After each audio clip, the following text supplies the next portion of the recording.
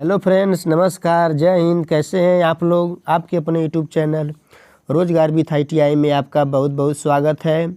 तो हमारे चैनल पर CITS एंट्रेंस एग्ज़ाम 2023 की जो तैयारी चल रही है उसमें आज हमारा दूसरा क्लास है।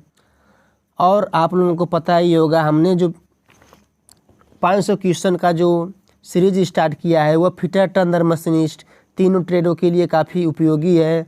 और इस 500 क्वेश्चन से आप लोगों को 5000 क्वेश्चन देखने को कैसे मिलेंगे ये आप लोग खुद अंदाज़ा लगा लेंगे अभी, क्योंकि हम हर क्वेश्चन से जितने भी संभवतः क्वेश्चन बनने वाले एग्ज़ाम में हैं हम पूरी तरह कराने की कोशिश कर रहे हैं।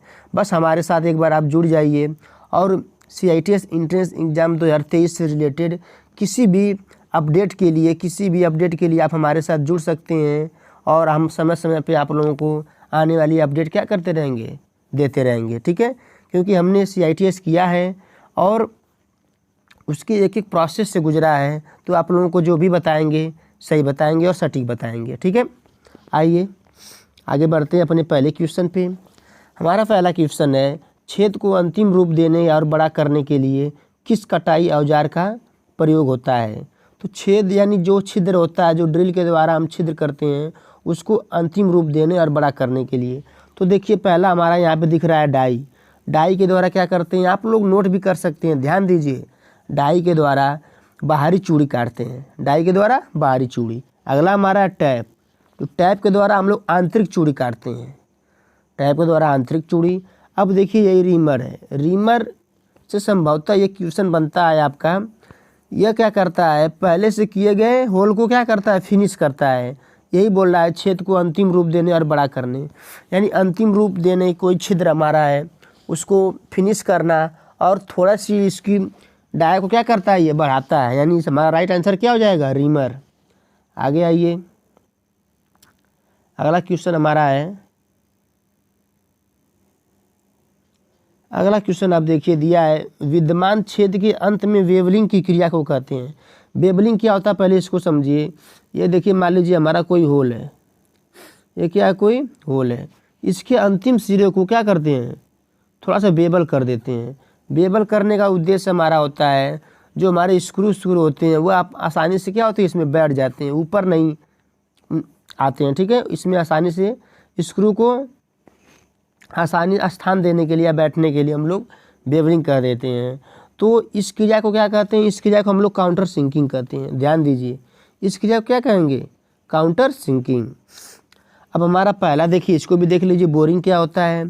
तो बोरिंग होता है पहले से किए गए होल की डाया को बढ़ा देना पूरी गहराई तक क्या करना, डाया को, इसके डाया को बढ़ा देना। जो हमारा होल है उसी को हम लोग बोरिंग बोलेंगे, ठीक है। इसके बाद देखिए हमारा बोला स्पार्ट फेसिंग। यह देखिए, यह वाशर को स्थान देने के लिए, बैठने के लिए हम लोग, यह हमारा अगर होल है, होल के जो ऊपरी सिरा है इसको पूरी तरह क्या कर देते हैं, समतल बना देते हैं, पूरी तरह इस ऊपरी सिरे को फ्लैट बना देते हैं। अगर हमारा सतह खुरदरा होता है तो इसी को हम लोग स्पार्ट फेसिंग बोलते हैं। और जो हमारा वाशर होता है वह ठीक प्रकार से क्या होता है, इसमें बैठ जाता है, ठीक है। अगला दिया है काउंटर बोरिंग। अब देखिए पहले से किए गए होल को, यह हमारा होल पहले से किया गया है, इसके क्या करते हैं, इसके ऊपर कुछ ऊपरी सिरे को कुछ गहराई तक क्या करेंगे, हम लोग बड़ा कर देंगे। अब देखिए हमारा यहाँ पे कोई बोल्ट होगा, एलन बोल्ट को स्थान देने के लिए, बैठने के लिए हम लोग क्या करते हैं, काउंटर बोरिंग। यानी पहले से किए गए होल के ऊपरी सिरे को कुछ गहराई तक बड़ा करना, काउंटर बोरिंग हो गया। यानी आप लोगों का यहाँ पे चारों डाउट क्लियर हो गया होगा, बोरिंग, स्पार्ट फेसिंग, काउंटर बोरिंग और काउंटर सिंकिंग। आगे बढ़ते हैं हम लोग। देखिए अगला क्वेश्चन हमारा क्या कह रहा है, बोल रहा है नीचे दिए गए आरेख में फाइल से कट दिखाया गया, यह किस प्रकार का कट है? तो यह जो कट है हमारा राफ्स कट है। यह जो होता है पंच और हैमर के द्वारा चोट मारकर हम लोग क्या करते हैं, सतह को उभार देते हैं, वही हमारा राफ्स कट होता है। इसमें देखिए एकल कट हमारी कोई अगर फाइल है मान लीजिए, उसमें हमारा एकल कट इस प्रकार होगा, इसको हम लोग सिंगल कट, ठीक है। फाइल में जो इस प्रकार कट होगा वो हमारा कौन सा होगा, सिंगल कट। और सिंगल कट में अगर एंगल पूछ देगा आप लोगों को, एंगल होता है 60 डिग्री, इसको भी ध्यान दीजिए। एंगल कितना होता है, 60 डिग्री। इसी के विपरीत अगर आप लोगों को पूछ दे अगर दोहरा कट। ये हमारी फाइल हो गई, ये हमारा सिंगल कट हो गया। इसी के विपरीत हमारा एक कट लगा देंगे, हमारा कौन सा कट हो गया, दोहरा कट फाइल पे। तो इसमें हमारा जो सिंगल कट होता है उसको हम लोग क्या बोलते हैं, ओवर कट। सिंगल कट को ओवर कट, ध्यान दीजिए, सिंगल कट को हम लोग ओवर कट बोलेंगे और डबल कट को हम लोग अप कट बोलेंगे। तो इसमें सिंगल कट का जो एंगल होगा 70 डिग्री और दूसरा होगा कितना, 51 डिग्री। इसमें जो डबल कट है इसमें पहला एंगल 70 डिग्री, दूसरा 51 डिग्री हो गया। और इसके पहले कट को हम लोग ओवर कट बोलेंगे और दूसरे कट को अप कट बोलेंगे। और जो हमारा सिंगल कट वाला होगा रेती, और सिंगल कट वाली रेती, तो इसका एंगल कितना होगा, 60 डिग्री होगा। यहाँ पे आप लोगों को संभवतः 5-6 क्वेश्चन ऐसे मिले हैं जो आपके एग्जाम की दृष्टि से काफ़ी इम्पॉर्टेंट होने वाले हैं। आगे चलिए,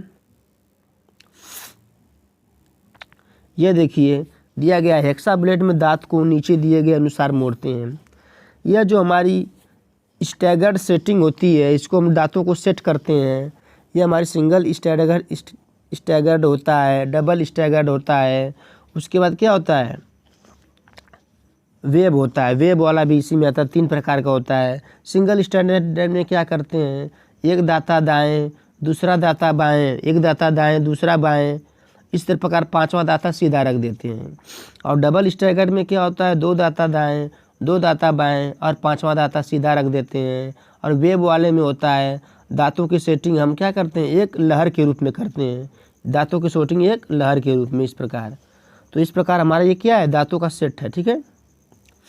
आगे चलिए, दिया गया है यह एक प्रकार का कागज़ होता है जिसे कठोर और खुरदरे सतहों की चिकना बनाने के लिए प्रयोग किया जाता है। तो जो हमारा एमरी पेपर होता है, आपको पता ही होगा, जब कहीं जंग उंग लग जाती है तो वहाँ पे हम लोग इसी की सहायता से क्या करते हैं, सतह को साफ करते हैं। आगे आइए, यह देखिए आपको क्वेश्चन मिल गया है। यह कोई इम्पोर्टेंट क्वेश्चन नहीं है, दिया गया है निम्न दिए गए आरेख में 4 भिन्न मिश्र इस्पातों के स्पार्क गुण को बताया गया है। निम्न में कौन उच्च कार्बन इस्पात का प्रतिनिधित्व करता है। तो इसमें हमारा हो जाएगा पहला ही उच्च कार्बन इस्पात, यानी जिसमें जो काला अधिक होगा, हमारे संभवतः अनुमान से इसमें बताया गया है कि जो अधिक काला होगा उसमें कार्बन की मात्रा ज़्यादा होगी और वही क्या करेगा, उसका प्रदर्शन करेगा, ठीक है। यानी इसमें उच्च कार्बन इस्पात आपको फर्स्ट वाले में देखने को मिल रहा है, ठीक है। आगे आइए, अगला क्वेश्चन हमारा है निम्न में कौन ऑक्सीएसिटिलीन का प्रकार का लवण नहीं है। तो ऑक्सीएसिटिलीन प्रकार में हमारा आता है oxidising flame, carbonising flame, oxidising आ जाएगा, कार्बोराइजिंग आ जाएगा, न्यूट्रल आ जाएगा। हमारा नेचुरल फ्लेम कोई नहीं होता है। हमारे बी वाला ऑप्शन इसमें क्या हो जाएगा, सही हो जाएगा। आगे आइए, दिया गया है प्रयोग किए गए ड्रिल के आकार से छेद का आकार बड़ा है, यह निम्न कारण से हो सकता है। तो जो हमारा ड्रिल किया गया है वो ड्रिल के व्यास से जो ड्रिल का होल है वो बड़ा बन जाता है। यह किस कारण से बनता है, पहला हमारा बहुत ज़्यादा फीड, अगर फीड हम बहुत ज़्यादा दे देंगे तो हमारा ड्रिल बिट क्या होगा, ओवरहीट होगा। इससे हमारे क्षेत्र पर कोई फर्क नहीं पड़ेगा। हेलिक्स एंगल का सटीक न होना, हेलिक्स एंगल जो होता है आपको पता ही होगा, यह साधारणतः 27.5 डिग्री रखा जाता है, 27.5 डिग्री। और हेलिक्स एंगल जो होता है, जो हमारा ड्रिल बिट होता है उसके अक्ष से जो हमारे फ्रूट कटे होते हैं, अक्ष से और फ्रूटों के बीच के जो एंगल बनता है वो हमारा हेलिक्स एंगल होता है, ठीक है।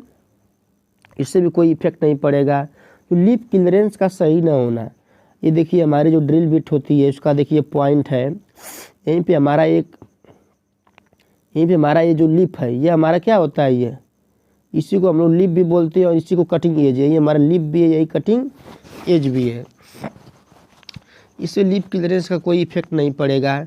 और हमारे पता ही होगा जो ड्रिल बिट का जो एंगल साधारणतः 118 डिग्री रखते हैं। कितना रखते हैं, 118 डिग्री। ये भी आप लोग नोट कर लीजिए। अगला आता है कटिंग एज की असमान लंबाई। अब यही हमारी बात आती है यहाँ पे, जो हमने कटिंग एज बताया है आप लोगों को, अगर हमारी उसकी लंबाई असमान है, यानी यह छोटा है और ये वाली जो लंबाई है बड़ी है, तो हमारा क्या होगा, जो छेद होगा वो क्या होगा, बड़ा बनेगा, ठीक है। तो इस प्रकार आपका पूरा यहाँ से संभवतः जितने क्वेश्चन बनने वाले हैं आप लोगों का क्या हो गया, क्लियर हो गया होगा। और आप लोगों को CITS एंट्रेंस एग्जाम की तैयारी अच्छे प्रकार करिए, जिससे आप लोगों को NSTI कॉलेज मिल सके। दिया गया अगला क्वेश्चन, यदि बेंच वाइस बहुत ज़्यादा कसा हुआ है तो किस प्रकार का दोष होने की संभावना है। अगर बेंच वाइस को हम ज़्यादा टाइट कर देते हैं तो हैंडल पर तो कोई दोष नहीं पड़ेगा, हैंडल से हम कस रहे हैं। स्पिंडल जो होती है हमारी, यही देखिए इसकी क्या होती है, क्षति हो जाती है। यानी स्पिंडल जो होता है हमारा, उस पर हमारी स्क्वायर थ्रेड होती है और हमारी थ्रेड क्या होती है, ख़राब हो जाती है स्पिंडल की, ठीक है। तो हमारा बेंच वाइज काम करना बंद कर देता है, ठीक है। आगे चलिए,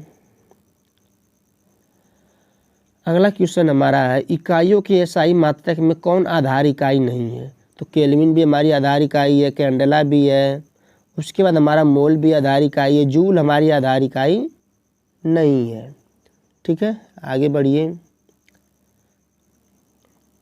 अगला क्वेश्चन हमारा है, ऊष्मा उपचार प्रक्रिया में नॉर्मलाइजिंग का मुख्य उद्देश्य। अब देखिए नॉर्मलाइजिंग होता है, जब किसी धातु पर या किसी जाप पर हम लोग क्रिया करते हैं तो उसमें क्या होता है, उसके गुणों में परिवर्तन आ जाता है, उसके आंतरिक गुणों में परिवर्तन आ जाता है। उसको ठोकते हैं, पीटते हैं, क्रिया करते हैं तो परिवर्तन आ जाता है। तो उसी को दूर करने के लिए, जो उसके अंदर जो तनाव आ जाता है, उसी को क्या करने के लिए, दूर करने के लिए हम लोग नॉर्मलाइजिंग करते हैं और धातु को गर्म करके फिर उससे हम लोग ठंडा करते हैं, जिससे उसमें गुणों में फिर क्या होता है, विकास हो जाता है, ठीक है। तो यही दिया गया है, देखिए आप लोगों को प्रेरित तनाव को कम करने के लिए, यानी जो इसमें तनाव आ गया है पहले से, उसी तनाव को क्या करने के लिए, कम करने के लिए। जब उस पर हमने कोई क्रिया किया तो उस धातु में क्या आ गया, या वस्तु में तनाव आ गया, उसी को दूर करने के लिए हम लोग क्या करेंगे, नॉर्मलाइजिंग करेंगे, ठीक है। आगे आइए, अगला क्वेश्चन हमारा क्या है, दिया गया है, ऊष्मा उपचार प्रक्रिया एनीलिंग किया जाता है। अब देखिए नॉर्मलाइजिंग और एनीलिंग में काफ़ी बच्चे कन्फ्यूजन होते हैं। तो जो आपका नॉर्मलाइजिंग क्या था, आंतरिक तनाव को दूर करने के लिए, जो प्रेरित तनाव हुआ है उसमें, उसको दूर कर रहे थे। लेकिन जो हमारी एनीलिंग है उसमें धातु की कठोरता को कम करते हैं। तो यहीं पे दे रहा है आप लोगों को इंक्रीज टफनेस बढ़ाने के लिए नहीं, उसके बाद यह इंक्रीज शार्पनेस, हाँ देखिए यही कठोरता को कम करना और शार्पनेस को बढ़ाना है। यहाँ पे इसका सही राइट आंसर ये होगा, इसको ध्यान दीजिए। इंक्रीज शार्पनेस यानी शार्पनेस को बढ़ाने के लिए, यानी एनीलिंग क्या किस लिए कर रहे हैं, कठोरता कम करने के लिए। यानी जब कठोरता कम करेंगे तो शार्पनेस क्या होगा, ऑटोमेटिक बढ़ेगा। आगे आइए, अगला क्वेश्चन हमारा है, नीचे दिए गए आरेख में किस प्रकार की फाइलिंग का काम हो रहा है। तो हमारी फाइलिंग जो होती है वो 3 प्रकार की होती है। हमारी पहली फाइलिंग होती है स्ट्रेट फाइलिंग होती है, जो हम धातु की जो सतह होती है, मान लीजिए हमारा कोई जाब है, उस पर हम लोग क्या करते हैं, फाइल के द्वारा सीधे फाइलिंग करते हैं। ये हमारी कौन सी फाइलिंग हो गई, स्ट्रेट फाइलिंग हो गई। और इसी के विपरीत अगर हम आते हैं दूसरी फाइलिंग, मान लीजिए हमारा क्या है, कोई जाब है, उस पर हम एंगल पर अगर फाइलिंग करेंगे तो हमारी कौन सी फाइलिंग होगी, तो हमारी ये जो फाइलिंग होगी ये हमारी कौन सी फाइलिंग होगी, क्रॉस फाइलिंग होगी। पहली फाइलिंग स्ट्रेट थी, दूसरी फाइलिंग कौन सी है, क्रॉस फाइलिंग है। तीसरी फाइलिंग देखिए आपके सामने दिख रही है, यह फाइलिंग ड्रा फाइलिंग है। यह फाइलिंग कौन सी है, ड्रा फाइलिंग। इसको पूछ रहा है कौन सी फाइलिंग है, ड्रा फाइलिंग है। कहीं कहीं आप लोगों को कर्व फाइलिंग भी देखने को मिलेगी। उसमें हम लोग क्या करते हैं, जब कोई हमारा राउंड होता है, जब आपको कोई सरफेस बनानी होती है तो उसके लिए हम लोग कर्व फाइलिंग का भी यूज करते हैं। इसका आंसर हो गया ड्रा फाइलिंग। आगे आइए, अगला हमारा बोल रहा है, गोल छड़ों को पकड़ने के लिए वी ब्लॉक का प्रयोग होता है, इसमें वी ग्रूव होता है। तो हमारा वी ब्लॉक कुछ इस प्रकार होता है, आप लोगों को पता ही होगा वी ब्लॉक। यह देखिए, यह हमारा जो वी ब्लॉक है, इसी का एंगल जो होता है 90 डिग्री होता है। और यह गोल राड या छड़ों को सहारा देने के लिए हम लोग वी ब्लॉक का यूज करते हैं। और ये हमारा किसका बना होता है, कास्ट आयरन का बना होता है और इसका एंगल 90 डिग्री होता है। इसके बाद यह देखिए, इसको हम लोग लेबल बोलते हैं। जो हमारा ये वी ग्रुव बना है इसको हम लोग क्या बोलेंगे, लेबल बोलते हैं। ये हमारा लेबल हो गया और उसके बाद ये हमारा ग्रुव होता है। ये वाला ऐसा क्या होता है, ये देखिए आंतरिक होगा, ये हमारा ग्रुव होता है। ठीक, तो यहीं पे आप लोगों को सीधा सीधा आप लोगों को एग्जाम्स में किस तरह सवाल पूछता है, आप लोग यहाँ पे भी इसको समझ लीजिए। जैसे हमने इस एक फिगर बता के आप लोगों को क्लियर कराना चाहते हैं, तो पूछ देगा कि यह कौन सा है, सिंगल लेबल है, सिंगल ग्रुव या डबल लेबल सिंगल ग्रुव। तो देखिए इसमें लेबल दो हैं, एक लेबल और दो लेबल। इसमें कितने लेबल हो गए, दो लेबल, यानी डबल लेबल हो गया। और ग्रुव कितने हैं, ये देखिए ग्रुव, यह दोनों मिला के एक ही ग्रुव हुआ। अगर यही अदर से अगर ये ग्रुव और बना देगा, इस प्रकार समझ लीजिए आप लोग। जैसे हमें कोई दे रहा है जॉब, यहाँ पे देखिए इसमें डबल ग्रुव बना दिया, इसमें क्या बना दिया, डबल ग्रुव। यानी आप यहाँ से समझ सकते हैं इसमें क्या बना दिया, डबल ग्रुव। यानी इसमें डबल लेबल और डबल ग्रुव हो गया। इसमें क्या था, सिंगल लेबल और डबल लेबल और सिंगल ग्रुव था। इस प्रकार भी आप लोगों को क्वेश्चन पूछ सकता है। इसका आपका राइट आंसर हो गया 90 डिग्री। ठीक है, आगे आइए। अगला क्वेश्चन हमारा है, नीचे दिए गए आरेख में एक औजार को एच से चिन्हित किया गया है जो मशीन स्पिंडल के नोज से टेपर सैंक ड्रिल को हटाता है। तो आप लोग देख रहे होंगे यह ड्रिल बिट हमारी इसमें अंदर फिट है। यह ड्रिल का जो ये टैंग है, टैंग वाला भाग है, ये हमारी मशीन स्पिंडल है। मशीन में हमारी क्या है, ये ड्रिल बिट फिट है। तो ड्रिल स्पिंडल से ड्रिल बिट को निकालने के लिए हम लोग ड्रिफ्ट का यूज करते हैं। यह देखिए आपका ड्रिफ्ट आपके सामने दिख रहा है, किसका यूज करते हैं हम लोग, ड्रिफ्ट का यूज करते हैं। ठीक है, मशीन स्पिंडल से नोज से ड्रिल को निकालने के लिए हम लोग ड्रिफ्ट का यूज करते हैं। इस प्रकार हमारा आज का क्लास समाप्त हुआ और आप लोगों ने देख लिया ही होगा कि हमने 15 क्वेश्चंस में कितने क्वेश्चन आप लोगों को बताए हैं और सभी क्वेश्चन आपके एग्जाम्स में काफ़ी इम्पोर्टेंट हैं, क्योंकि हम जो क्वेश्चन आपको ला रहे हैं यह प्रीवियस ईयर क्वेश्चन पर आधारित है और ऐसे ही क्वेश्चन आप लोगों को CITS एंट्रेंस एग्जाम में देखने को मिलेंगे। तो आशा करता हूँ कि यह वीडियो आप लोगों को ज़रूर पसंद आएगा। अगर पसंद आ रहा है तो दोस्तों को शेयर करिए, जिससे वो लोग भी अपनी क्लास को कंटिन्यू देख सकें। तो मिलते हैं अपने अगले क्लास में, तब तक के लिए जय हिंद।